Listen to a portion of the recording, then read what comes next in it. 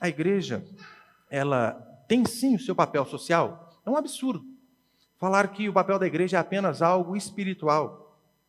Mas há sim espaço, não espaço, há mandamento para que a igreja também cumpra o papel social com seus membros. A igreja sempre ajudou aqueles que estavam juntos, só que não era uma ajuda de forma indistinta, do tipo, passou na frente e pediu alguma coisa, ajuda. Não, não era assim que funcionavam as coisas.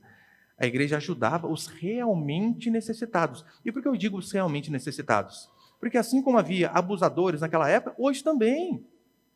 Olha, tinha um senhor uma vez de nossa igreja que ele estava passando por umas dificuldades financeiras e o irmão do pequeno grupo disse, pastor, vamos lá visitá-lo para o senhor conhecer. Eu fui lá e realmente vi, não era nem casa, era quase um barraco onde ele morava. Não tinha nem luz, porque não tinha instalação elétrica, não tinha fio, não tinha um monte de coisa. Conversamos com a liderança, com o tesoureiro, fomos lá e fizemos o quê? Compramos toda a fiação para ele. Olha, a gente vai arrumar para o senhor, está aqui a fiação, o senhor precisa estar aqui. Foi o irmão, né, fez o cálculo lá, a gente comprou. Passou alguns meses, esse mesmo senhor, repare, luz elétrica hoje em dia não é luxo, é necessidade. Então, essas coisas, convém a igreja de fato intervir, ajudar. Passou a questão de alguns meses, eu não lembro se foi 2 ou 3, ele veio me procurar novamente, pastor. Estou precisando outra vez da ajuda dos irmãos. Eu falei, sério? Qual é o seu problema? Meu IPVA está atrasado. Falei, irmão, não. Assim não dá. Eu falei, irmão, assim não dá. Você imagina o precedente que eu vou abrir. Arrumando dinheiro para você pagar o seu IPVA. Vai fazer fila aqui na igreja. Assim não, isso não é uma necessidade. E por que eu digo isso? Porque a igreja aqui, de fato, ela atendia os necessitados. Via de regra, lembra quem eram? Órfãos e viúvas. Necessitados. E por que viúvas? Lembre-se, naquela época não havia INSS, não havia pensão vitalícia. Se uma viúva era velha e não tinha parente, e não tinha forças para trabalhar, o que ia acontecer com ela? Ia morrer de fome. Justamente por conta disso, a igreja tinha obrigação de ajudar.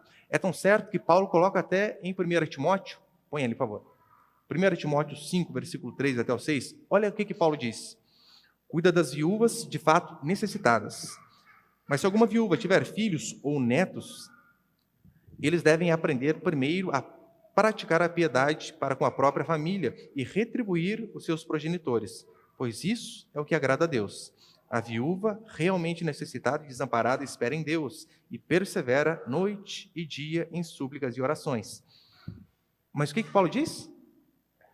Se tem filhos ou netos, primeiro, estes devem praticar piedade e retribuir os seus progenitores.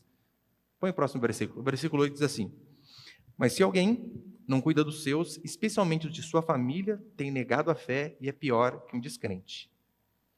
O que Paulo está dizendo aqui é o seguinte, olha, você tem um pai, uma mãe que estão passando por necessidade.